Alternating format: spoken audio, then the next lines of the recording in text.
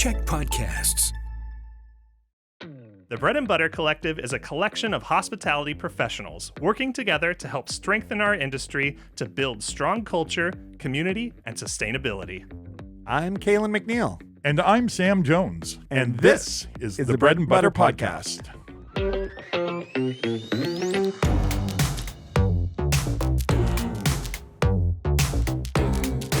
Welcome to the Bread and Butter Podcast. Hi, Sam. Hey, Calen, how the hell are you? Good. How are you? Good. Where have you been? Where have I been? Where in the world is Carmen San Diego? Where in the world is Calen McNeil? I've been away. What's been going on here? Well, lots of interesting stuff. Hey, Yeah, Maryanne's here. Yeah, we've had some good discussions. I kept your seat warm Kept while my you were seat gone. warm. Thank you. Thank you for having my back and allowing me to go away for a couple months. So you went to Southeast Asia and then you went up to... The toll trip was we flew into Vietnam for about 4 days. Then we went to Cambodia for 2.5 weeks. Then we went to France for 3 weeks, and then we went to Ireland for just over 2 weeks. And the most important question in my mind is, where did you have the best food? Ooh. Food everywhere was fantastic. We stayed in France. It was like we cooked a lot at home. Mm-hmm. So we stayed with Yan and Stacy. Yan's my managing director. Stacy does our books, his wife. So they moved to France. So one of the reasons why we were doing this trip is to go spend some time with them in their new place. And we do work. So I worked over there for a couple of weeks and we did a bunch of planning and stuff for Big Wheel. So he actually operates and helps me run Big Wheel from France. So what you're saying is your whole trip was a write-off. Yes, actually. Shoot. So you collected all your receipts, right? You saved them all. Yes. I collected my receipts. My wife collected her receipts to get the tax back from Europe, which was like every time she bought stuff, we were in the store for an extra 20 minutes while they filled out all the paperwork to get her tax back. But she bought a lot of stuff, so we got a lot of tax back. Nice. So by the end of it, I was like, okay, that's fine. Spend another 20 minutes in the store. Anyway, food. So but food, it was amazing. I keep hearing Cambodia's incredible kind of place. So, like this trip we had planned for quite a while, probably like a year. So one of our friends here, we mentioned about going to Cambodia and Vietnam, and they said, "Well, we'd love to go." Yeah. I've got a. What just happened? Sam, are you okay? Wow. Sorry, for the video people, you can see what's happened. For the audio people, Sam just dumped his coffee through his beard. I am a professional coffee person, though. What's going on? This is your cup. This is everything. You brought this. What is going on with you? I don't know. Can you do me a favor and pass me a Kleenex? Yes, I will. Keto, give me a Kleenex. Wow. Out the podcast booth, Kleenexes are the best. Okay, sorry for that rude interruption. Allow me to... You're going to have coffee dripping from your beard for the next week. Dude, just be like... dude, you should smell my beard up close. It's like walking into I do not want to smell your beard up close. It's like walking into a Sanka factory. Yeah. Oh my gosh. Oh, that's so good. Okay, I need one more for my tears. Yeah. My feelings are hurt. Well, I'm a little embarrassed. I mean, I'm supposed to be the fluid druid here, and I can't even get it from a cup to my mouth. I gotta make sure Damn. this is on. I was playing with it because I was nervous because, What are you nervous about? Well, have you got a haircut? You're all trimmed maybe up, that's why up? I was nervous because I didn't know if you'd like it. Oh, I love it. Oh, I love okay. it. Well, Fear not. Hair not? Fear not. Oh, hair not. Maybe hair net? Maybe hair beard net. net? Well, I don't need one anymore because I'm so coiffed. Well, you need like... I need better lips. Yeah, well, yeah. I need to not have that hole right in my lip that allowed all that coffee to come through. Okay, that was good. That was funny. Okay, so we were talking about Cambodia. Oh, yeah. So we had planned... our friends were like, let's go to Cambodia together. Yeah. My wife and I were okay, perfect. So I'll tell you a little bit about my connection to Cambodia. So my sister took my other sister and I to Cambodia in 2017 and loved it. Went to Vietnam, went to Cambodia, all of that kind of stuff. And then my wife and I, when we met, we decided to go on a trip and we thought, well, let's go back to Southeast Asia because she hadn't been. And so we went back to Cambodia. And while we were in Cambodia, we met this tuk-tuk driver named Rota. And it's just like one of these chance meetings. We just happened to be in this one little area and there's no tuk-tuks anywhere. And we're like, well, should we walk back to the hotel? Should we go down? What do we do? And then in comes this little tuk-tuk, and it's this guy in the tuk-tuk, and he's super friendly and super nice, and his English was really, really good. And he was just so kind. You know how sometimes you look at people and you can see kindness in their eyes? And this was Rota. So he took us around, and he was just so generous with his time, and Sam's learning how to drink coffee again for the first time. Wow, it's really quite good. Wow. I'm nervous to try mine because I'm going to spill it on myself, and then the gong show will continue. Oh, sorry. So anyway, we spent 3 or 4 days with Rota. So we're like, well, we're going to go to the killing fields tomorrow. Can you take us on a tour? And he's like, no problem. What time do you want? I said, we'll go at 9. 8:30 in the morning, he's out there diligently. And here's a guy who lived 90 kilometers away in a village. His village was 90 kilometers away. He was sleeping in his tuk-tuk. He was a rented tuk-tuk. And he'd be away from his family for like 3 weeks. And he'd just be trying to bird dog deals. And the economy in Cambodia, you can imagine, is not very good. They rely on tourists. There's a lot of tourists, but it's not really high-end tourism. It's, kind of low-end. People aren't prepared to spend a bunch of money. So he's out there making $10, $20, $30 a day. And we just became friends with him. And my wife just asked a million questions. We learned all about his family, where he came from, what's going on with him.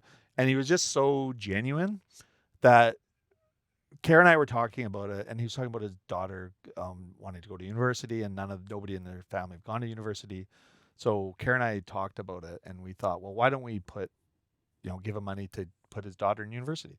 And I was like, well, why don't we just give him like a basic income? Why don't we just send him money every month to help? And kind of see what happens. And so last day we were with him, we sat him down, we took him for lunch, and we said, well, we're going to sponsor you in some way. We're going to send you $300 US every month. That's amazing. And we're going to give you $200 because the university there for his daughter was $200 a year. So we thought, well, we'll cover that. No problem. Wow. So we gave him that money. And he was like blown away, obviously, and then obviously probably didn't believe that we were going to do it. So this was over 6 years ago when we were there. So we've been doing this for 6 years. And then I kind of was like, well, $300, I might make it $500. So I started sending him $500 US a month. Wow. And then all through COVID and all that stuff. And he literally, like $500 US a month for them, that is above middle class income. Yeah, that covers all their expenses. It covers right? everything. Covers all their living expenses, covers their food and all of that. So I was wondering what would happen. Like, would he just kind of stay in his village and give up driving and just whatever? No. This guy carried on with his exact routine, still sleeping in his tuk-tuk, all these things. So then a year goes by, and he messaged me and my wife, and he says, I've been looking at cars. I'm thinking it would be better to upgrade to cars, and then I can, make a little bit more money, plus do higher end tours and stuff. And I'm like, okay, well, what's your plan? He goes, well, I've saved $8,000. Oh my God. Whoa. What? So you basically saved everything I've sent you plus. Yeah. Right. So I'm like, okay. And then I've gone to the bank, and the bank will lend me $8,000. Would you, kick in the other third to help? And we're like, yeah, 100%. So we covered a third. So he bought a vehicle for $24,000. And then all of a sudden now he's doing tours, right? So now he's lifted it up again. So fast forward 2 more years. And the thing in COVID, because tourism just died in Cambodia. So there's no work at all. And they didn't have, the government was probably helping them a bit, but there's not a lot of income, and there's a lot of corruption over there as well. So he was out there. He still could have just sat on his butt, but he was out there fishing. So he just found jobs and just made it work. So didn't sit on his butt. This idea that if people get basic income, they're going to just sit and not do anything. Right. This was not the case in our case. Well, that might happen here. It maybe, but it might. I'm not saying it would, but no. But it feels like we're so there's always going privileged to be here. sure. There's always going to be just people take it as a gift 100%. And just like go. 100%. I deserve it. He and his family took it as an opportunity to level up. Yeah. And really upgrade their situation and invest in themselves, basically, which was awesome. And for us, so fast forward, so he buys a car, goes through COVID, then tourism comes back a little bit, so he's been busy, which is good. So probably like 2023 or 2023, he messaged us and says, okay, my aunt's uncle owns a wedding rental place. Like I didn't really understand what it was, but it was basically a house. Mm-hmm. Then they have a business which was to do weddings. And I wasn't sure if it was a wedding venue or what it was. But he's like, and I found out later, this last time we went, that the uncle actually was losing the house to foreclosure from the bank.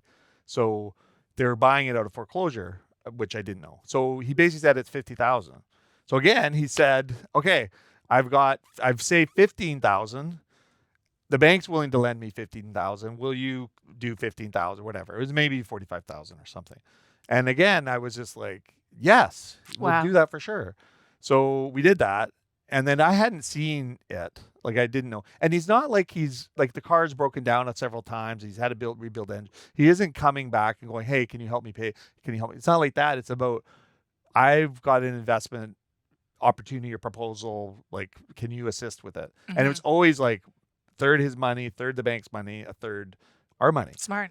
And smart for him because it's not like he's saying, hey, just pay it or whatever. And we wouldn't, I appreciated his approach. And I was more than happy to support him based on our history. Yeah. Because he's done such a good job. So when they bought the house for $45,000 or $50,000, I can't remember what the total was. And what it was a wedding rental business. So he has like 1,000 chairs, 100 of these big tables, and then plate settings for 1,000. Wow. So he basically just rents it to these weddings and funerals and special events. And it came with a truck so he could haul the stuff around. So he just, for $50,000, he got a house for themselves. So he never owned anything before. And he got a business for him and his wife. And his wife ran the business while he still was driving taxi. Amazing. So then it's also supporting all his relatives I'm sure. in the area, the village. Of course, yeah. So they're being hired when there's a wedding to deliver the stuff and set it up and take it down. So they all share in the income. And so their daughter did go to school. Their daughter graduated university. She's applying for law school. Oh, wow. She's married, and her childhood boyfriend are living in Phnom Penh. And the economy's bad, so while she's still going to school, she can't work because she's, it's just nobody has jobs there. Like there's very few. It's not boom time there right now. Right. But so we go there, and we hadn't seen them in 6 years, but we'd seen them on FaceTime, and their wedding. When his daughter got married, he was like, while the wedding was happening, So and we're cool. like, Rota, pay attention to the wedding, man. Like your daughter's getting married. Don't worry about us. But so including us in that ceremony stuff. So, which is awesome, but we hadn't seen them. I hadn't physically met his wife or his kids at all. I'd only known Rota for that 3 or 4 days. And then through the years, obviously we've done a lot of, we used to, for the first year or two, we messaged each other almost every day. How are you? What's going on? Blah, blah, so kept in close contact. Then it would be, once a week. So probably once a week we check in and see how we're doing. And this has been going on for 6 years.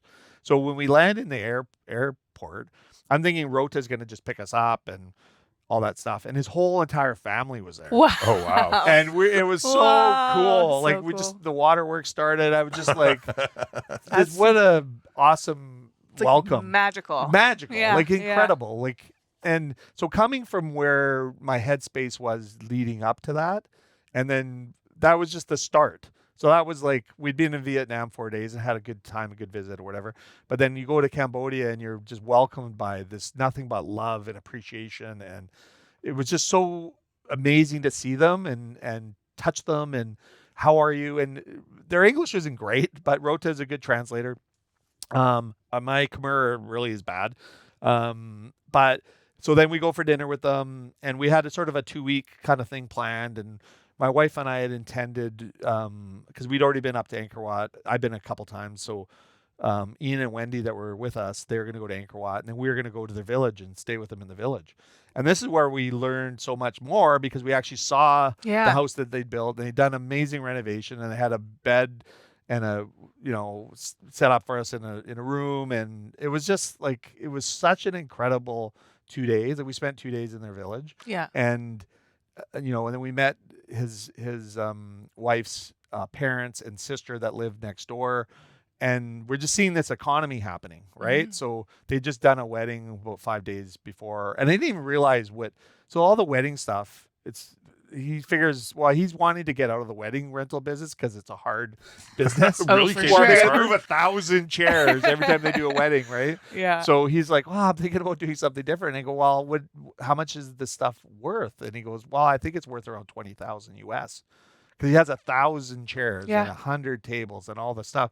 I'm like, well, so you bought this place for 50,000 and you have $20,000, and maybe he can sell it for 15 or something, or someone buy it for 12 or whatever. But he's literally supporting the little economy there. So I don't know, maybe 10 or 15 of his relatives and people in the village, and it's a very small village, are making money off this whole thing. And it just struck me that none of this affects my life in any way, shape, or form. Like it's not a significant enough of money but it's making like a monumental Yeah. of difference to them.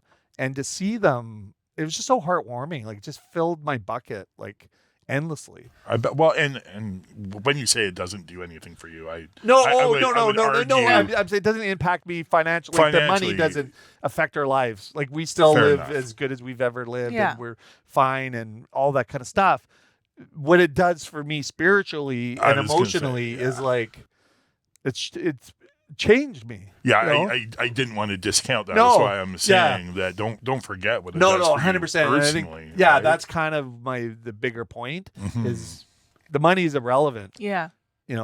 But what it does and brought to both me and my wife in that whole experience, and just the connection with like, It must have been overwhelming. yeah, it was.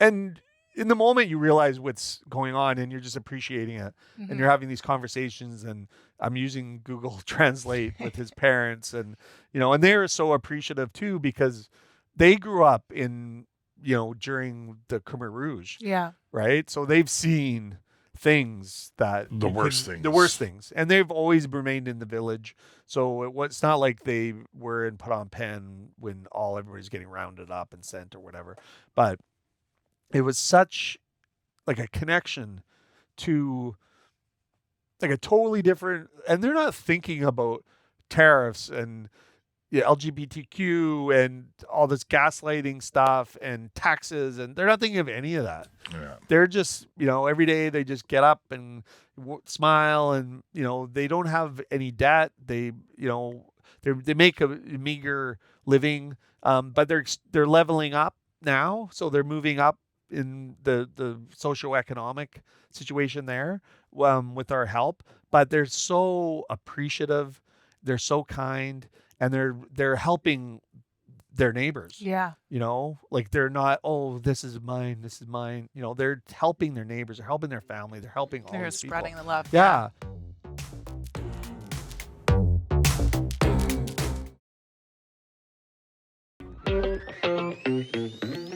So when we go there, we're about to leave, and then we go to say bye to his parent or her parent, his wife's parents next door, and her sister, and they were just like, then Kara just completely broke down I and just bet. started bawling, and then I was bawling, and then Rota was bawling, and then we were all just, but it was such a, like, it still affects me to this moment, just the emotional Yeah. impact, Yeah. and so it was a very good start, Yeah. because it really set up our, filled our bucket emotionally. We felt so happy. And then when we left, so after we were there still another week after we had left the village, and they all came to say goodbye to us and then dropped us off at the airport. Yeah. And we spent the entire day. We had a pool in this place that we were at, so I took the kids in the pool, and Google Translate, and we're goofing around. And the youngest, Danam, the youngest daughter, I think she's 11. She was teaching me Khmer from her school books at the village, and it was hilarious because she's like, no, like with my accent and how I said stuff, and so when I said it good, she's like, yes, and it was so cute. Like, it was just, it we don't have kids. Yeah. But so this, yeah, it was, yeah, it's like when I hang out with my nieces and nephews, I love that. But just from two different walks of life, two different backgrounds, and just the commonality of friendship and kinship and Family. and support and family. Yeah, Yeah. it was incredible. That's So- amazing. Yeah, so saying bye to them at the airport was tough. You know, like it's just Yeah. even now I think about it, I want to break down because it was so emotional. But it really framed. You know, you get caught up in your day-to-day existence and all this, and everybody gets all. And we talked earlier before the show started about our privilege, and there's this guy who is a poker player who was playing in this big poker tournament, and this guy was irritating him, and he said, "Check your privilege," right?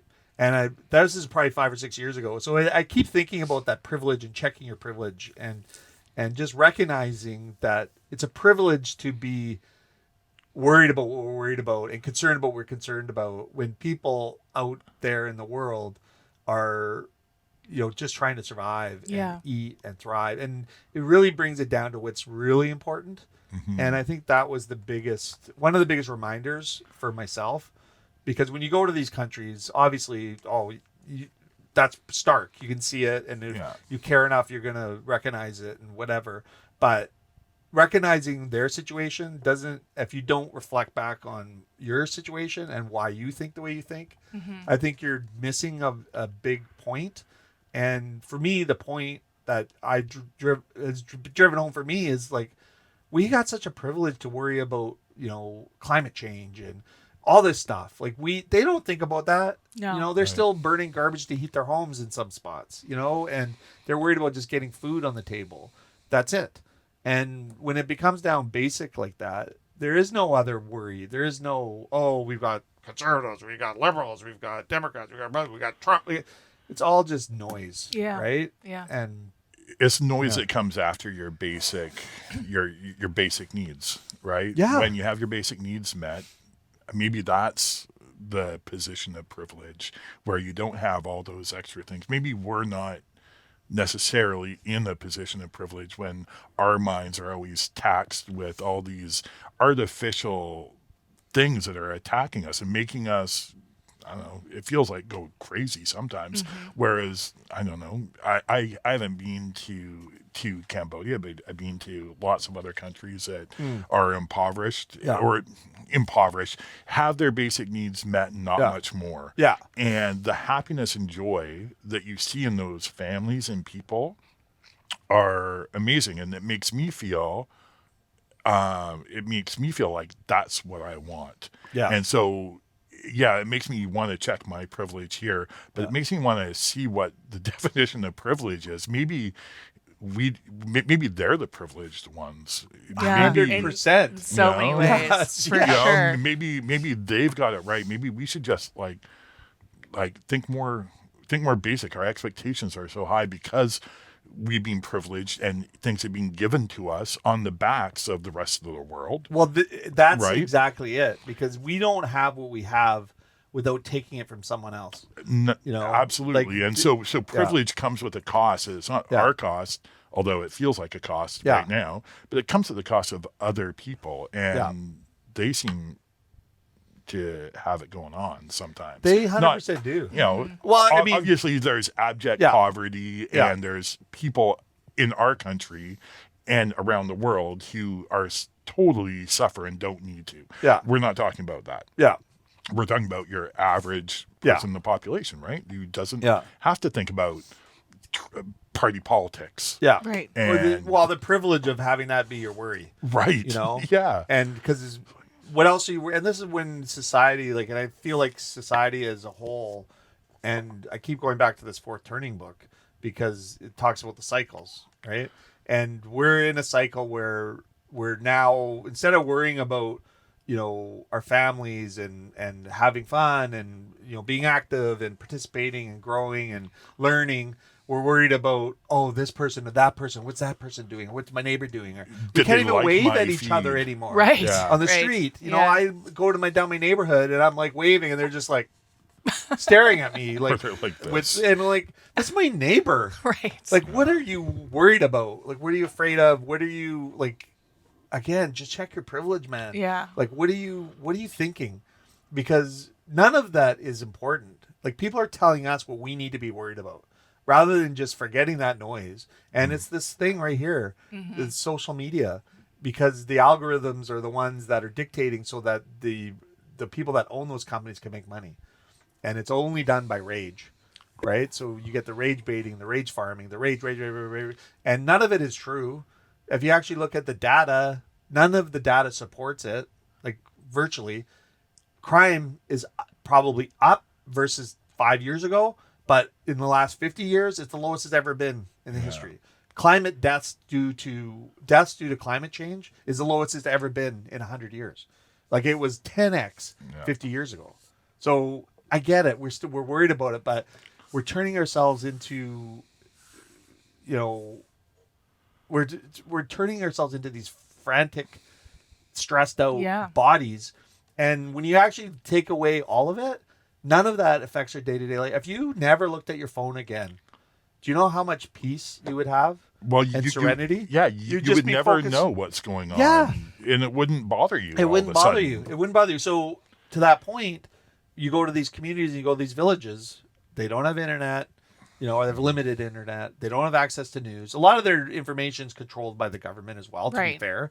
But they're not inundated. They got one source, and that's it. And they don't need to pump them full of stuff because there's only one party. There's only one. You're not creating wedge issues. You're not creating drama. You're not creating your tribe. You're just living, and they all like, government sucks and all this kind of stuff. But it's not like, oh, I want these guys versus these guys. Like, there is no other these guys. So all they got to worry about is, what is my son or daughter doing? And what am I doing? And how are we enjoying our lives? And, there's just a lot of purity in that. Yeah, and you're right to blame maybe social media, because if it leads, it bleeds. So maybe it's not maybe we shouldn't be calling it social media, but maybe we should call it maybe micro media, because it's like small bits of media, and with all media, if it bleeds, it leads. Like, they want to get your eyeballs on things by being extreme. It's not social. We're not being social. No, it's not being social. This is like the furthest thing from social. Yeah, exactly. Right? But it is giving us little bits that are triggering us all the time. Well, you think about because I've been off Facebook for years, and I've just sort of started kind of poking my head back in there a little bit just to see, because I was on Twitter forever, and then I can't do it. It's a cesspool. And I used to love the cesspool of it back in the day. Yeah. But now it's weaponized. You can just see you're being lied to, and it's just hate and just crap. And that goes into the other social media, in smaller degrees. But it's a road to the end of, like, fire and brimstone. Like, there's nothing positive comes from even diving into that. So then I poke my head back into Facebook, and I want to look at people's family photos and their trip. Like, what do they do? I haven't seen that person in forever. I don't even really remember who that person was, but I know I went to school with them. Let me find out what they're doing. And then I got to listen to some diatribe about the debt to GDP of Canada, blah, blah, blah. Like, these people that are not experts in their field at all, and they're just reading something off, some other thing without fact checking it. And then I'm having to read it from some dude from Bumblefuck wherever, and I'm like, bro, what's going on? And you're just like lighting. There's so much rage and emotion into stuff that nobody has any control over, and nobody has any real knowledge of. Like, unless you've got a degree in economics or any of this kind of stuff, why are you opining of this stuff? And even if you do, you have the educated opinion, which is only one opinion of how things work, right? Totally. And you can give your opinion, all that kind of stuff's true, but like, it's just noise that is just, like, I really cleansed while I was away too, because I just automatically stopped going. Like, I played poker at the end in Ireland, and normally when I'm playing poker, it's kind of boring while you're waiting for cards and doing things, so you're just scrolling social media. I didn't touch it the entire time. Like, I literally maybe checked the odd email and did a little bit of work stuff, but I wasn't on. Like, I could care less about it. Even knowing there was an election coming up in Canada, there's a ton of information and all that kind of stuff. I just was living, that sort of mindset from when I left Cambodia. So then I went to France. So Sorry, I do have a question about Cambodia because I'm really curious, and might be off track, sorry. I like it. No. To bust your story about France. No. In Cambodia, because of its most recent past, with Pol Pot, and the Khmer Rouge, they wiped out a third or a half of the population, right? Yeah. And so there's a population of 8 million, and I think 3.5 million were executed. Yeah, I think at the tops, right? Yeah. It was 3.5, between 2 and 3.5 or something. And then, so that's a big portion of the population that's not going to remember and they're not going to remember because they're dead. Because they're dead. Yeah. And well, it's true. Yes. Or That's the people who have grown up there are too young or too old, and now the old people are dying off. Yeah. How does the population in general think about those times, and how do they process it so that A, it doesn't happen again, maybe, or B, just so they can talk about it with someone like yourself coming into their country? I think that's actually a very good question. The history, the current leader, well, he's abdicated to his son, but he's still around. He was Khmer Rouge. Okay. So he managed to sidestep it by going to Vietnam, and then after Pol Pot was removed, he ended up coming back and taking over the country. So he's former Khmer Rouge. Mm-hmm. So from what I understand, so it's not like you can say to him, "Dude, you're a Khmer Rouge." Blah, blah, blah. So, and it's not like Germany where they have like memorials and the constant reminder, and they've put into law that they can't ever let that type of like fascist right wing stuff come in. And after the Second World War, they didn't have a Nazi in charge. No, and this is the thing. Like so Cambodia, yeah, right? he probably greenwashed or whitewashed all of whatever he was involved in. Which fair enough. And he is a dictator basically, so it's an authoritarian type state. But they have the killing fields. They have all of these memorials for it. So I think that is the key, because they don't shy away from the horrific stuff. Like, it's in your face and they talk about it and you see it. So there's a reminder for not only the visitors that go there, but the citizens as well. And there's it employs a lot of people at tourism about the Khmer Rouge. So yeah, they're not shying away from what happened. Okay. So I think that is it. They're willing to talk about it, and they, not a lot of people that you run into are like, oh, let's talk about, and because like you said, it's a very young population, because a whole bunch of people got murdered, and a lot of the other people were out in the villages. Like, he basically sent everybody, every intellectual out to like grow rice. Like, that was his thing. We're gonna just grow rice. Like, none of it made sense. Yeah, like, it was just not feed a country like, just on no, rice. exactly. And they were doing it all by hand. So they rejected any technology that was around for farming. Like, there's no plant. They just literally wanted you to physically farm. And they sent millions of people out to the villages, and they couldn't feed them because they couldn't grow. They're trying to grow, like, I think his targets were like 10x what they were doing before, but it's not possible. So that sounds like more being influenced by maybe the Chinese communists rather than the USSR communists at the time. Yeah, but I don't think communism wasn't about, like, I believe he was a it started out that way. Well, that's what the Rouge and yes, is, no, right? I know, but it went really dark really quick. Yeah. So it was not about like traditional communist philosophy. No, of course not. And communal and this and that. It was literally about killing anybody that you didn't like, all the intellectuals. Well, Pol Pot was really looking at people like Joseph Stalin. Yes. Not looking at other communists. But he wasn't doing parties it in at a the way time. that is like, oh, let's do this works. Like, there was no institutional government that made sense. Like, what he was doing was just killing all the smart people. That's crazy. Yeah. So then everybody that was left and he was promoting all the village. He'd bring all these people from the villages, these kids, and he would say, you need to kill, you need to kill, you need to kill, and created these killing armies that would just go and kill. And then all of a sudden they started eating their own faces and started killing each other. That was where it fell. But Pol Pot lived in Thailand till he died. Wow. You know, like almost, I'm pretty sure a natural death. Like, Yeah, he died in like 2000. yeah, something like that. Like really it's- recently. Yeah. So he was basically protected in Thailand I was and just listening. lived out his natural life, which is just horrific. That is. I was Yeah. listening to something where they were talking about Pol Pot as a kid, and he was really into basketball, I guess. And so I don't know. You can think of this murderer being able to watch NBA basketball Yeah. and know how bad he must have been as a kid at basketball. So, yeah, you That brings the humanity back into Right. the clown. So I have a question Yeah. before we move on to France. Yeah. From your experience in Cambodia, what are you changing up differently in your daily routine now that you're back here in Canada? Well, the biggest thing for me is appreciation and just recognizing what the priorities are. So spending more time with my family, my wife, my friends. And it's funny because I got back and one of my, really good friends was calling me, and he's never talked politics with me in 25 years.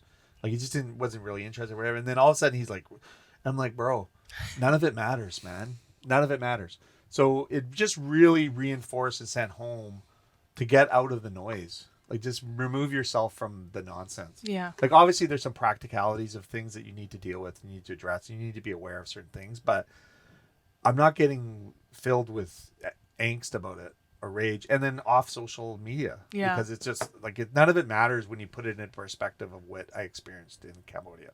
And even that, I also went because with Ian and Wendy, we went to the killing fields again, and you're reminded of how horrific it is. And that is a stark example of what happens when you allow crazy things to happen and when it's not based on fact. Because none of what happened there was based on fact. None of the reasons why he started what he did in Cambodia was based on fact.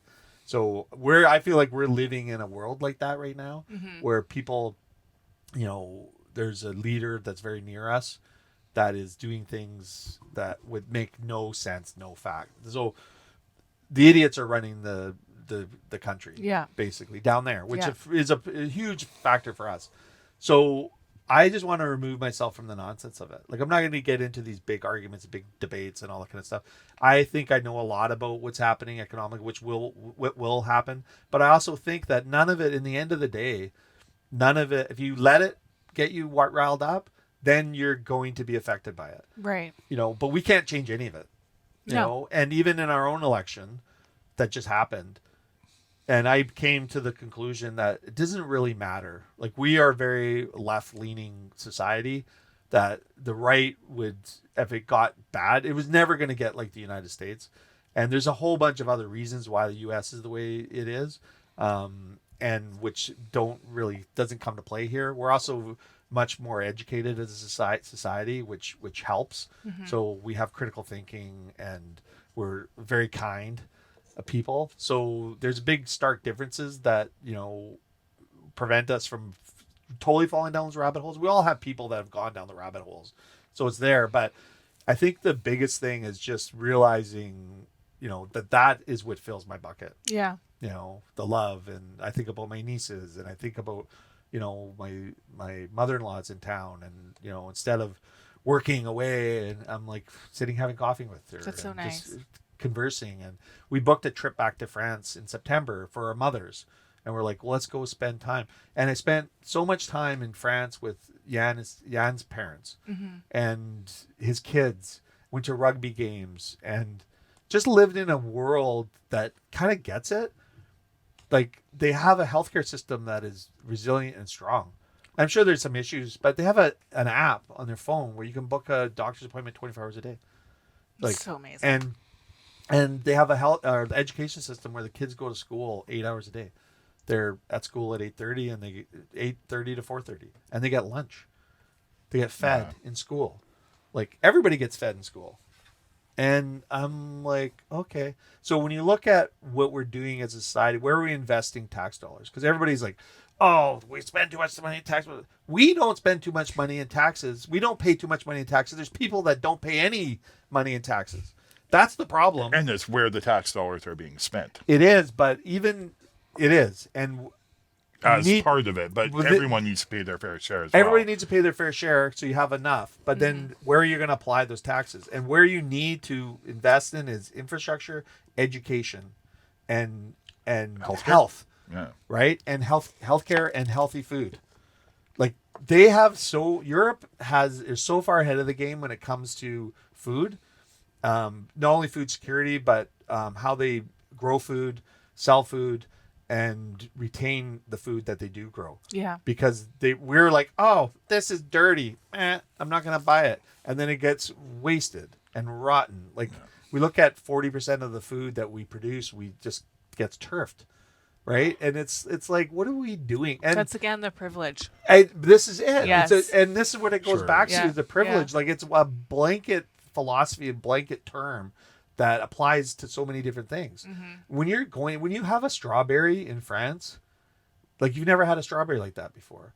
And guess what? You can only get it in season. Yeah. Right. And they don't import blueberries from wherever. Like they don't do any of that stuff. And they're not the biggest strawberries. They're the, No. like They're little sweet. alpine But strawberries. you know what? and they're Every so single good. one tastes Yeah. like, it's like, oh my God. And the bread is like, bread there for whatever reason doesn't make people grossly fat.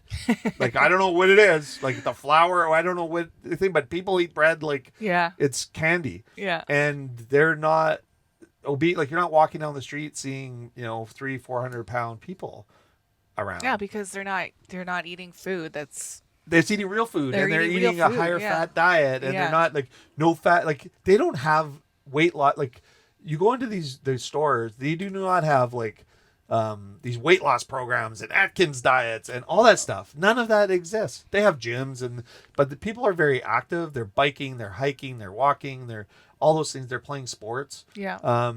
It kind of reminds me like how we grew up, or I grew up, in the 70s and 80s. Yeah. Right? You're out there just doing active things, Yeah. and you're actually eating real food, and it was just so refreshing perspective. And because of where I was and where I came from the Cambodia side, everything was open and raw. Yeah. Like I was ready to receive. My bucket was full, and I just felt like, oh my goodness. And then we go to France, and you just see, and I live, we were there for 3 weeks, and we basically stayed and lived how our friends live every day. Kids, I helped bring the kids to school, and then we had, breakfast, lunch, and dinner in the house, and made stuff, and went to the market. Yeah. I Right? love those markets. Oh, the markets are They're so amazing, and you're amazing. just picking up this food, and you're like, Ugh. wow, and it's cheap. Yeah. Like it's very, very affordable. And you go to the grocery store to buy some stuff, and you're looking at, it's actually real food, and it's not perfect, right? Because they're mandated to sell all the food. Like they can't. You talk about imperfect food where Yeah. you go into the store and everything's all round and red and blue and colorful. It's not like that.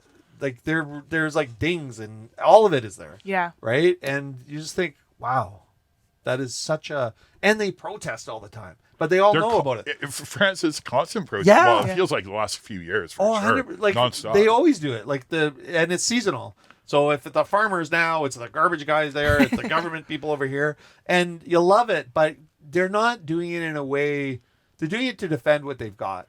They're not doing it to like, oh, anti this or anti that. And sure, there's they have immigration stuff there, and we went to Paris, and you could actually see it's very not dissimilar to here. Yeah. So some of the bigger cities have the bigger city things that we have here, and but it's not like the opioid thing. I was going to ask you that. Yeah. Yeah.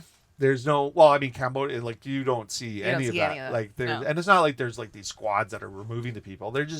They're supported. So there is a social safety net there, and families. It's again, the families are actually dealing with it, right? So they all come together as a family, which is, how you could elevate stuff. But here they also don't have the privacy stuff where you can't find information about your relative. Like all of it, they can find out anything they want to ever know. So that impacts people's ability to help their loved ones here. because the privacy. Oh, we can't share that information. Oh, Yeah. we can't tell you where they are. And you're like, are you kidding me? Right.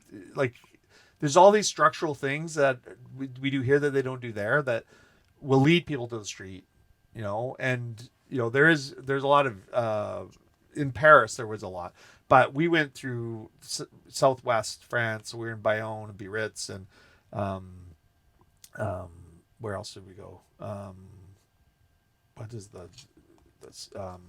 I want to San Sebastian in northern Spain. Nice. And all these different communities, and there it was clean, and everybody was just live. And we went all over. We went to like the shopping district, we went to the villages, we went all over, and it was so refreshing. And the other thing that was refreshing was looking at a doorway that has 1731 on Right? it, That's not the touching that address. stone, and you're like, and this street's been there the entire time, this building's been there, all that stuff. Yeah. And they're not thinking, oh, what? And you come here, and I know, how old Canada is, 150 years or Yeah, in that I think neighborhood. so. Yeah. 250 years in the States in certain spots, and like instantly you're just everywhere. Like, it's not just here or there. Like, there's buildings everywhere that have been like 1500s.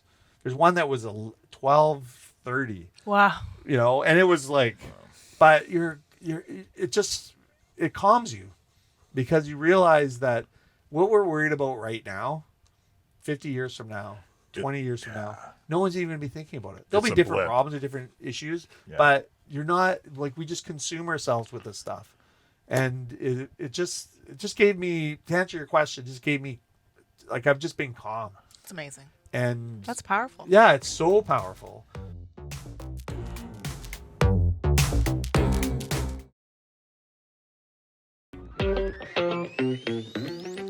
Like, I think for me, it's very permanent because of how, so it's been 2 months, and I still just have this calmness about me.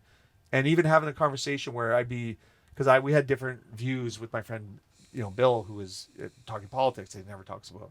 And I just said, bro, none of this matters. Yeah. Right? Like, we can talk about, and he said, it's so refreshing talking to someone that is just listening, and we're just be able to have a discussion about it where we're not getting so animated and Yeah. like trying to change each other's minds about stuff. That's know? That's the thing. I mean, how many families have been destroyed, like, permanently? Right? And I get it. My family in the U.S. Yes. Totally destroyed. Yeah. Completely destroyed. And there's no need for it Yeah. because it's just opinions, and aren't we all entitled to them? We are, but the problem with it is when you get to when it becomes a religion, like, so if you think you're politics, that's why separation of politics and religion, like, keep it separate. Yeah. Because they're not related, but then all of a sudden it becomes your religion, the politics. And I think that's, where you're building these tribes, and you really think it, but it's all just noise. And the reality of it is everything comes down to the reality of fact. Like, you can pretend the fact isn't there. You can make up your own stats, and like we do on our Thank show you. all the time, all the time. You can do all that stuff, but it doesn't change the reality. Like, water's still made out of H2O. Steel is still steel. Rock is still rock. Gold is still gold. Air is still air.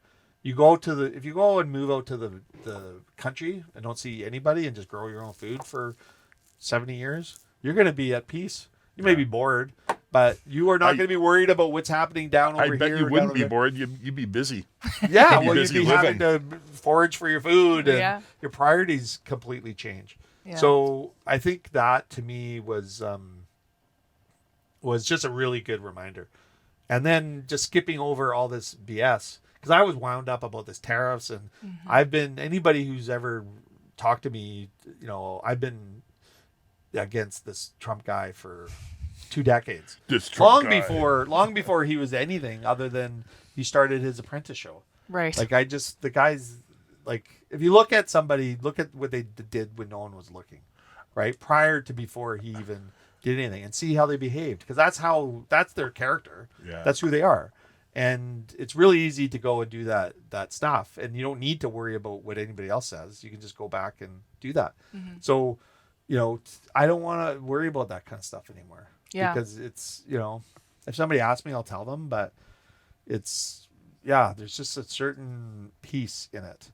And then you're like, I'm like, man, maybe we sell our house. Maybe we spend part of our time in France. Maybe there's just a whole world out there Right. that isn't caught up in the crap that we're dealing with. Yeah. And it's not to say it's not important, because their real lives are being affected. Even I was going to say, like, we have to buy these grills, and you can only get these grills in the States. They're chrome plated. Like, they don't make them in Canada. So we have to buy 3 of them, because we've got 2 that are done, and we need to buy another one for Courtney's store. Yeah. And we were going to electric, because the gas ones they break down a lot. And obviously everything's going electric, so it's our environmental mandate. It's a good decision, but Yeah. they're $22,000 and then a 25% tariff on it. And I'm like, and then we talk about the veggies and all the other stuff, which is another $50,000-$60,000 more, on the tariff stuff. And so I was wound up about that. But now I'm like, whatever. And guess what? They had a grill that was actually in the country, so there's no tariff. And maybe the tariffs are off or they're on. I can't even worry about. Even keep track. Yeah, and it's like, guess what? And you just stop thinking about it. Yeah. You just go, okay. I stopped watching the news a while ago, and it's the best thing I've ever done. I still catch the news here and there, but it's when I'm wanting to look for something in particular, like if I want to kind of follow up on something I heard, I might look it up. Or do a little bit of research, or whatever. But I have a hard time with the news these days from all sides of the news. I just can't listen to news that is only one. Well, it's not even really news; it's opinions, it's right? Then just opinions. Yeah, absolutely. And I had lunch with this friend of mine probably about 4 or 5 months ago, and she was, when she basically said, "Do you know when all this stuff started?" And I was like, "No," I don't.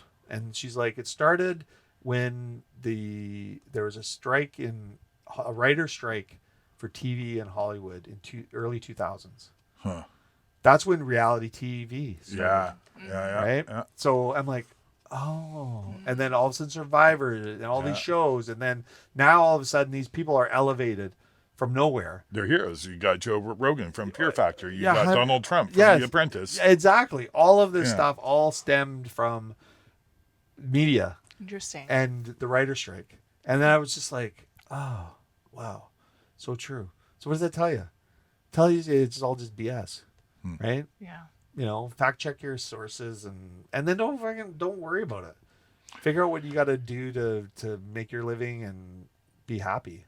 Yeah. The day after the election in Canada, you'd see a lot of people were happy or sad.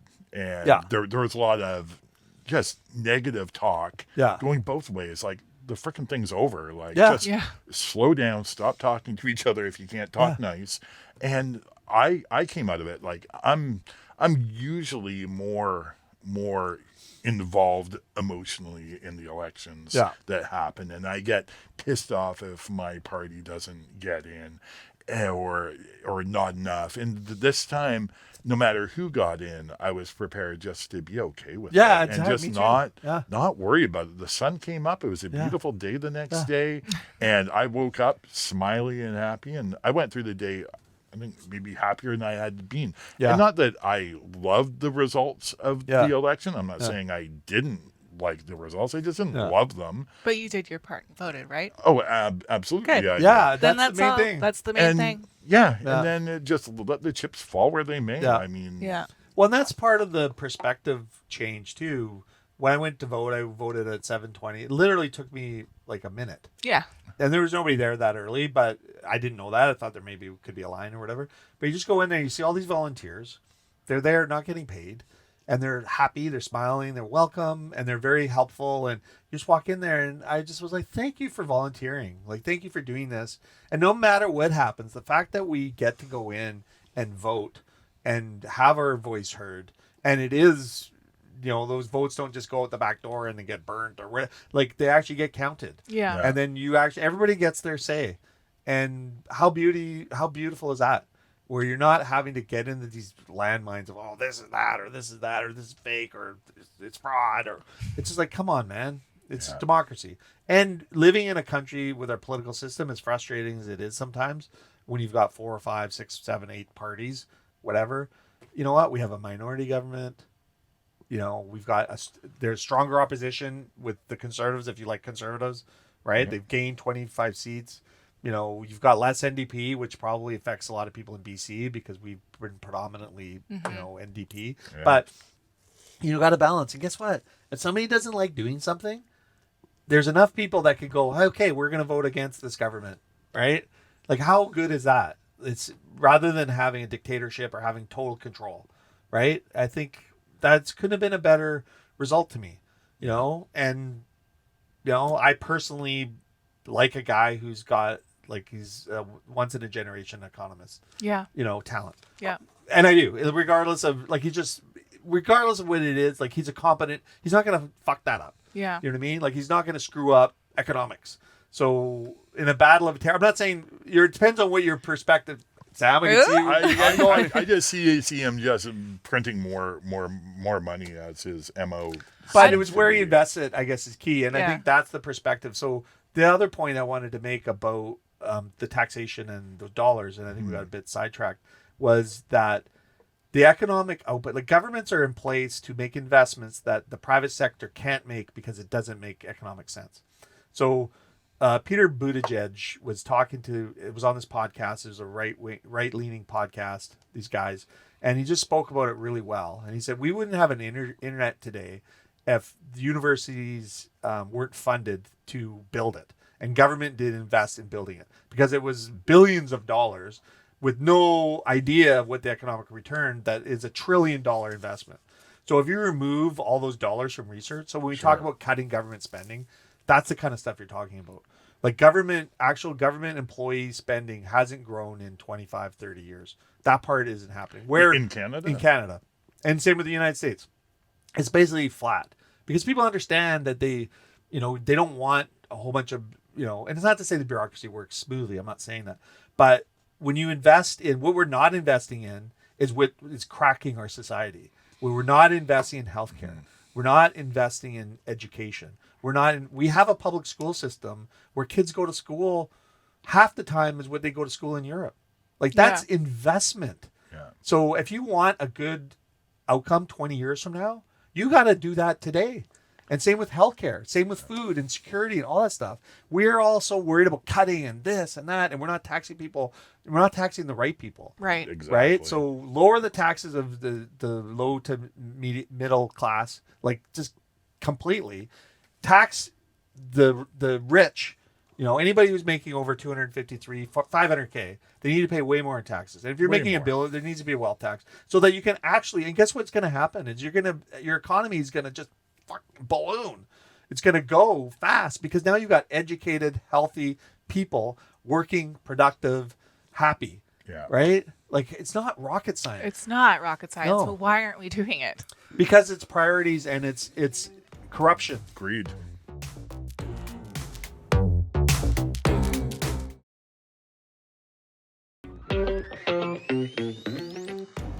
It's greed. Greed a lot Greed of in the it. wrong way because you're allowing money in the States. Citizens United. So I'm pretty sure that's what caused it.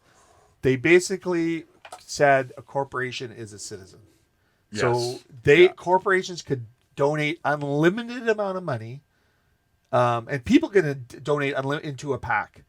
So they don't have to say who they are. They could be from Russia. They could be from China. They could be from wherever, and influencing politics and decisions. So And policy, yeah. Policy. All Policy. the policy that. and in Canada, we're a little bit more stringent, but that stuff still happens. There is still influence and there is still all that stuff. And unfortunately, we've been influenced by the United States. So all that money has been funneled through protest groups, nonprofits, all that stuff in order to block our ability to become more sovereign. So, and especially in particular with oil and gas, because all of our oil and gas basically goes south at a discount. They make billions and billions and billions of dollars off our oil and gas.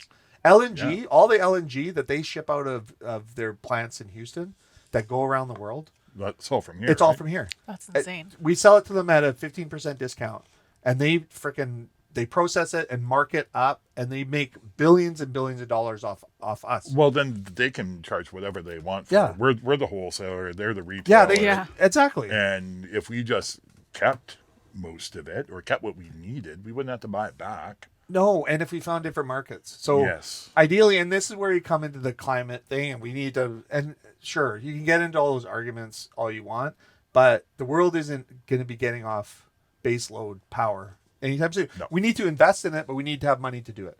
So why are we selling as much as they want to buy at a discount when we could just sell it to Europe?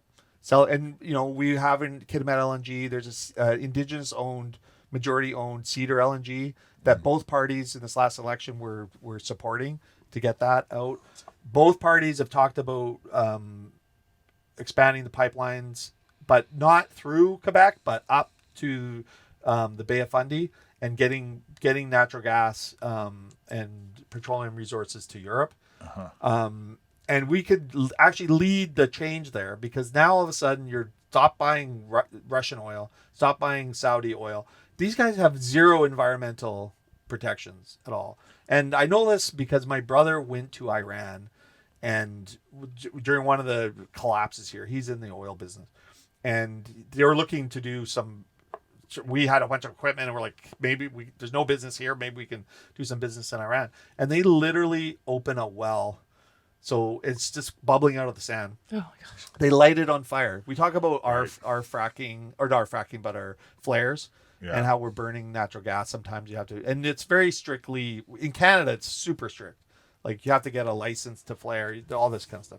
So it does happen, but they're literally lighting pools and ponds of oil on fire because there's too much coming out, and they don't have storage capacity. That was one of the things that we're going to do we have these huge storage tanks. We're going to ship them to Iran because they don't, for whatever reason, they never thought to build these storage facilities. They have some in ports, but they just light it on fire so it doesn't overflow. And he saw that with his own eyes. Wow. And I was like, I can't believe it. He goes, yeah.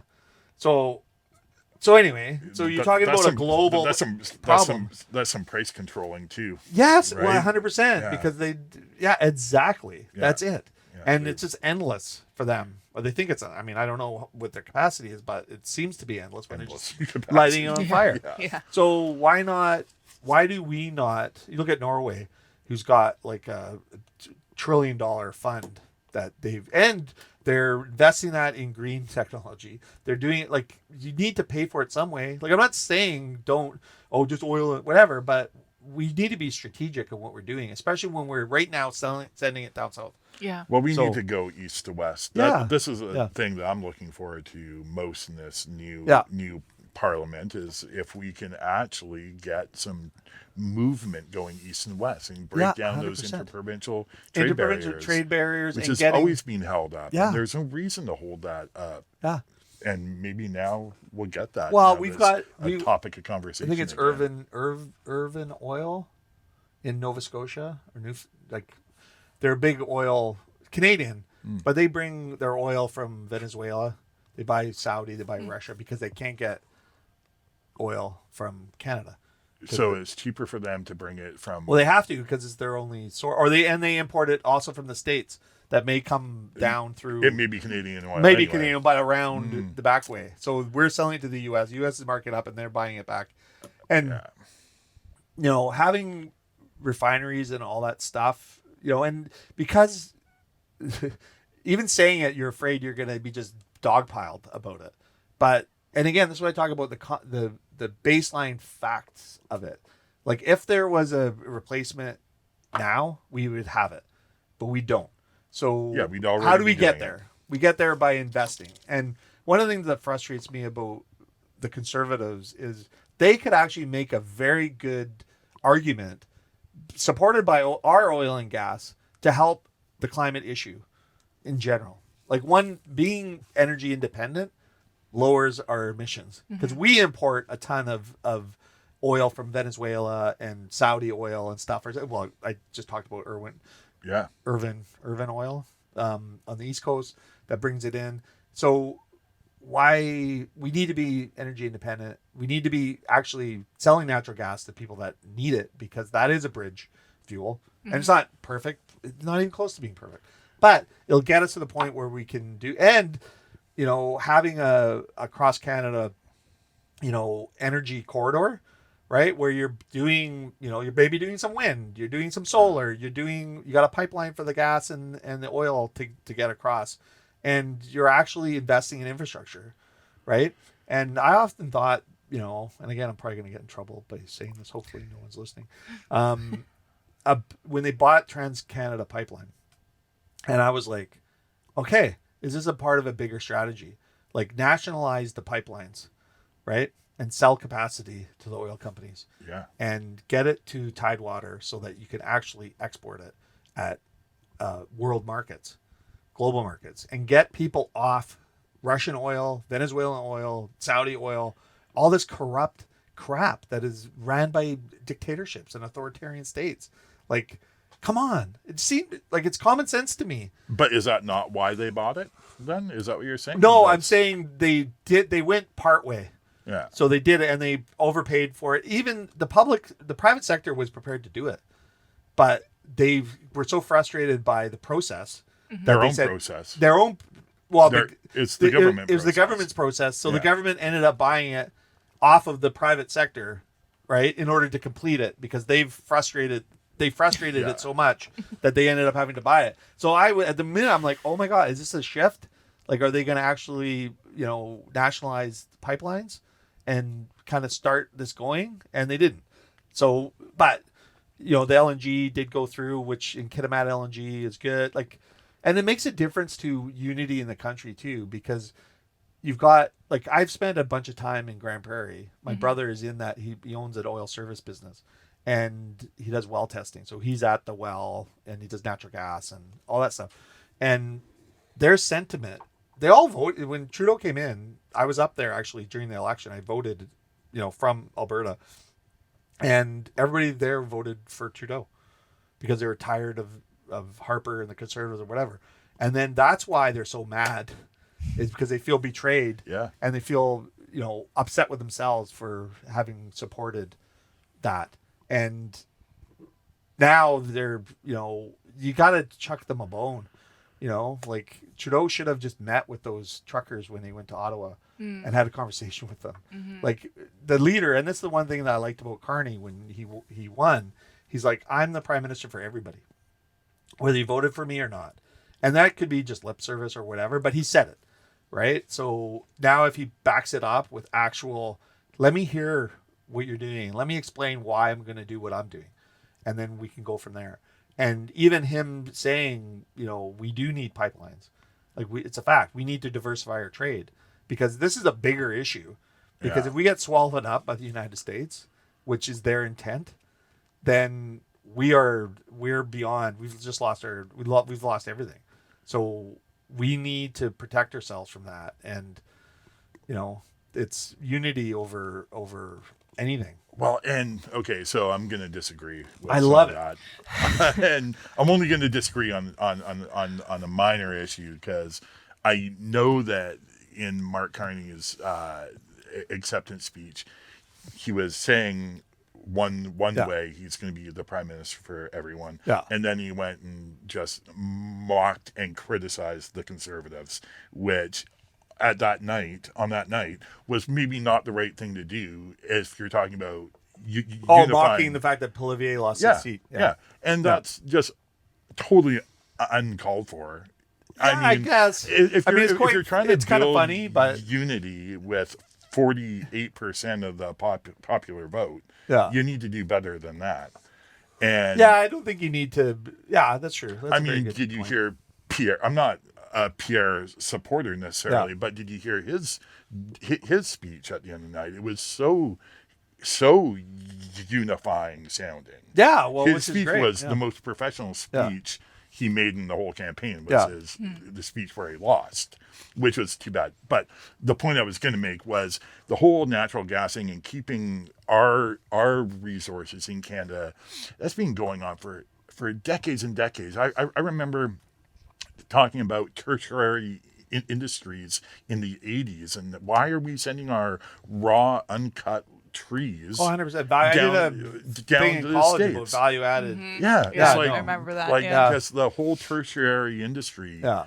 we need to focus and build that Yeah. in Canada. We don't have that. We don't have Yeah. refineries No. in Yeah. Canada to keep up with our demands. We don't have the pulp No, mills. well, we're so integrated with the U.S. It's those ships have sailed a lot in some of the stuff. Right. But I do like the language. So we're going to be buying a bunch of fighter jets, and we had them booked to buy them through like F-16s or F whatever. And Trump's like going to call them F-47s or F-48. Like, come on, man. Anyway, after his after him, presidency. after his Oh my presidency. God. Yeah. I hadn't heard that. so then he Narcissist. So, and this is the kind of stuff that I like to. Well, and we'll see what happens, right? Because talk is one thing, action is another.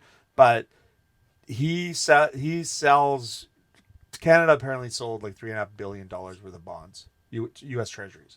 So, this is what is happening economically: is the bond market in the U.S. is collapsing. That's the important one too. This right? is the one that you do not recover from, Yeah. because this is how the U.S. funds paying its debt. Yeah. Right? So it's fine to go, oh, we're going to attack China. We're going to attack. But all these people, like, we own a lot of U.S. debt. China owns a ton, I think more than anybody else. Europe owns more bonds than anyone, I think. American So bonds. you start selling it. So you're basically shorting the economy. So whoever that we is, Carney was a prime minister when he did it, like a month or two ago, sold a bunch of U.S. treasuries. So basically shorting the U.S. economy, because you can buy those treasuries back at, a discount later, anytime, but you've got the money.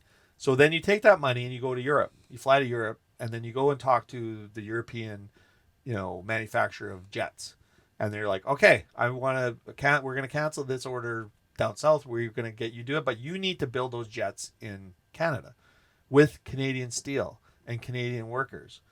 And if they do that kind of thing, that's where you talk about legacy and generate, where you're actually using our materials in our country with our labor to build a jet that we need. And you may pay a little bit more because of efficiencies and learning and whatever, and you'll have to bring in some workers from, I think I can't remember exactly where the jets are made there, but they need to bring in some technology from them. But we're actually going to use, and we've got steel, and we've got precious metals, and all this stuff. And if you make them here, you can maintain them here. 100%. And you don't have to bring people in from the country that and made that's them, right? the investment. So you make that investment today, that it's going to be an industry for 50 years. Right. Right? So it's going to be expensive short term, but you've used this money that you've just made off the U.S. Treasury, because imagine they bought those Treasury bonds lower. You get rid of them. And then now, if you ever want to buy them back, you're going to be buying them at a discount because the bonds collapsed, right?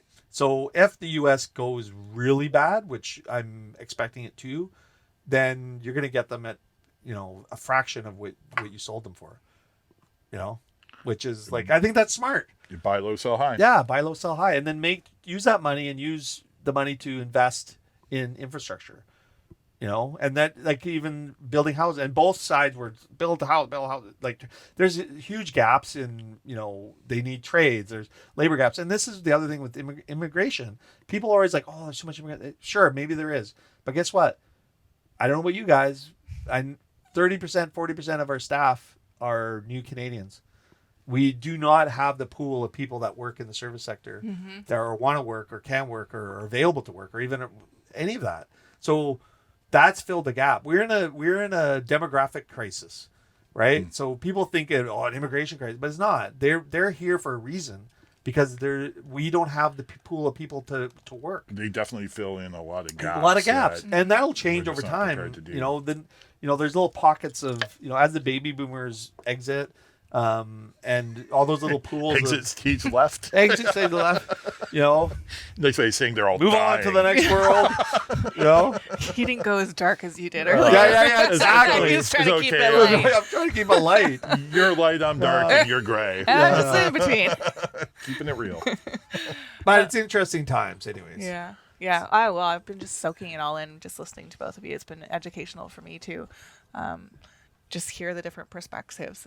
It's Well, the beauty of having a conversation, this is what I love about Sam. Like, we don't often we agree on a lot of stuff, but It's there's great some when things you that we disagree, don't. too. all the yeah. important things. Yeah. Yeah, for sure. Yeah. We're both gingers. Like, yeah, we love life Ginger power. and food, right? Yeah. How can you ginger power? That's right. How are things going with you? I wanted, because I haven't caught up. Like when I left, you were dealing with the market and Yeah. and the fallout from that. And Yeah. you've made a very good partnership with Phillips. Yeah. Yeah. Yeah, that's we moved amazing. the equipment in yesterday Oh, wow. and starting a soft launch next week Oh, with a fantastic. hard start date of May 12th, so right before the long weekend, And when are you done at the market? June 20th. June 20th. Yeah, Oh, so still we're going to got keep time. that going. It's Yeah. been great. I mean, we're still rocking and rolling over there. Yeah. And a lot of our customers are asking where we're going, and we tell them, Yeah. and they're all very supportive. So, yeah, we're just putting the final touches to that. It'll be really interesting. They're a Oh, great wow. team down there. Oh, so it's exciting. Like the partnership is. Partnership's Yeah. great. It's Yeah. really amazing. They have bigger plans of doing a full kitchen Oh, wow. renovation. I've looked at the plans. I think they're really robust. They're Yeah. amazing. But we're going to see where this partnership leads, and there Hmm. could be a bigger opportunity in the future. Oh, amazing. Yeah, they don't have a full kitchen right now, so we're just kind of Yeah. putting together little Yeah. puzzle pieces. I took one of my rationales down there. We're making it ventless. Oh, cool. Yeah, so Now, what are you doing with La Pasta, the pizza? the pasta, the pizza's, it's dead. It's done. It's done. Do you have any equipment? Everything's for sale. I think we need a pasta boil. Julia. So this is not predatory, supportive. This is real time from Zambri's. Yeah. I was like, Julia. Oh, yeah, my. Oh, Chef. oh, you're Julia. chef. Looking at selling equipment from relocated. We especially need a small oven and a pasta extruder. Do you have a pasta extruder? It Oh. went. He already asked for I it was too. asking this What the morning for hell? someone else. That's so funny. Plastic Yeah. extruders are like a hot commodity. You Yeah. should Where did be it go? surprised. Some guy came to buy some other equipment and decided he wants to make pasta while he was buying the other equipment. So we're like, okay, Why everything's did for we sale. freaking talk? Anyway, I didn't know we needed one, but now I do. Oh, what's the other thing? Do you have 4 of hearts? Yeah, no, I No, don't know. go fish. Small. Do you have a small oven? No, Go I'm fish. Keeping my ovens. What kind of oven? I would imagine it's probably like a Convection? convection oven. We have a double stacked convection oven. Yes, I Yeah? can send you pictures. Yeah. Okay, send me pictures. Okay, Sounds good. good. We- And this is we about might have to supporting arm each wrestle other. for it. Oh, do you want that too? No, I might need one. My oven's on the way out. Yeah. Has been for a while. It's limping along, and I I wonder just if can't we've afford to got. We may replace it. have. I don't know if we're using all of our ovens to full capacity. But Huh. I don't know. I have to. I have a catering order I need to deliver. Okay. And I've got a daughter who's waiting for me at my cafe. Oh, I love it. What have you got going on after this? I gotta go catch up on some work. Damn. I gotta actually do some work, which is good. Well, then we should catch up on lunch, maybe Yes. sometime next Yes, week. for sure. And let's catch up as well. We'll Sounds catch good. up on our. And thank our you stuff. for sharing your inspirational story. It was pretty cool. It's really amazing, and it made me start thinking about something Ryan and I have been talking about for years. It's just to uproot ourselves, go to Europe, Italy specifically, for a year, give my daughter a different experience. Oh my god! We've always talked about it. It's seeing Deanna Stacy's kids. Yeah. And they're speaking another language. Yeah. They're fluent. Like there's just so much value to it that I just get so. And even for me, like I was understanding some French, and I hated French when I was growing up. And I'm thinking to myself, what a wasted opportunity. And there's so much more we can do if we prioritize it in our own country to make ourselves better. And you talk about resilience and economics and, you know, GDP and all that kind of crap. It's like how we get there. You get there by investing in stuff that doesn't actually produce money today. It produces results later, you know? And another good book as we close, 10 Best Things First. 10 by best Bjorn things Lundberg. Oh, And is that new? It's new. Yeah, okay. I just heard about and it's that, really, maybe. really good because it basically speaks to investing in social causes or whatever, or you know, charitable things like ending malaria, school lunches, but the economic return of doing that. So as a country and as a tax paying, you know, facility, investing in that, not for today, for 10, 20 years Future. from now. Yeah. Go. Yeah, Let's go. haven't we known this Yeah. for 20 years? Why aren't we in a better place? know. No one. And no one let's all spend some more time in Europe. Okay, Let's all go together. Let's go. I Let's want to go to Asia. Cambodia. Yeah. let's I've go never to been there. Love it. Well, I- I've got everything set up over there. And I'm looking at some t-shirts. So now with Rota, I'm like, Rota, can you source some compostable containers? Can you, because all of that stuff comes from China. So then they're like, yeah, I got compostable containers here. And I'm like, well, t-shirts and, get some t-shirt stock so that we can get them labeled here. And it's all imported here anyways. Well, so Northern Cambodia is basically Chinese dominated right now. Oh, isn't yeah, yeah. it? Well, Like Cambodia all in the general. industry yeah. and stuff Yeah. is all Yeah, Chinese and all those industry. factories and, Yeah. and I love those TikTok videos that China's putting out about Oh my the god. bags. Like if you buy like a Louis Vuitton bag, we make it here. And here's the material. Here's how much it costs. And here's how much the base cost is. Oh, Yes. $700. You're paying $12,000 for the name. Come to China. Here's the factory. You can buy it from us for $700. I haven't seen those. Yeah. Oh, it's I thought you were going to hilarious. say the ones about the big fat Americans trying to make Well, it's the iPhones. same. That's the same thing. It's all the same. Your fingers just can't Yeah, get yeah, the screws in. exactly. It's all the same thing. Which is, I mean, it's crazy. Anyways, I love you both. It's good to Love be you back. too. Thank you for covering my chair. Oh, so fun. You're amazing. Yeah, we had a and you couple did a of great great job. And some of those podcasts were really good. The one with Jason was incredible. Yeah. And So great. Mr. Bray from the Downtown Business Association. Yeah, was he had good. amazing things to say. Yeah. And Sure Jason did, and I yeah. are working on a little collaboration together. Oh, I Nice. love it. So stay tuned for that. Oh yeah. Let's All go. right. Yeah. Well, All right. really nice to see you back. Be real kind, Sam. I will if you be nice. I'll be nice. Okay, good. Play nice. And nice. you can play nice. Yeah. Play nice. Bread and Butter Collective's membership includes the following local businesses: 2% Jazz, Bunny's Kitchen, Buzz Coffee House, Eagle-Ite, Big Wheel Burger, Blue Mountain Solutions, Bodega Tapas Wine Bar, Eva Schnitzel House, Farmsgate Foods and Catering, Victoria Chocolate and Company, Drum Roaster Coffee, Habit Coffee, Foo Asian Street Food, the Culinary Arts Program at Camosun, Cafe Fantastico, Fall Epi, Harold Street Brewworks, Hey Happy, House of Botang, Nikkei Ramen Ya, Jenny Marie's Cracker Company, La Pasta, La Rue Patisserie, Mocha House, Part and Parcel, Poco a Pinto Bar, Pizzeria Prima Strada, Keating Pizza, Roast, Table 9 Consulting, Sherwood Cafe and Bar, Sweets by Selena, The Collective Wine Bar and Kitchen, The Drake, Tapa Bar, The Nimble Bar Company, Ruth and Dean, The Whole Beast, The Wienery, Spoon's Diner, Truffles Inspired Catering, and Zambries. To hear more from the Bread and Butter Collective, go to checknews.ca/podcasts on Check Plus, or find us on your favorite podcasting platform.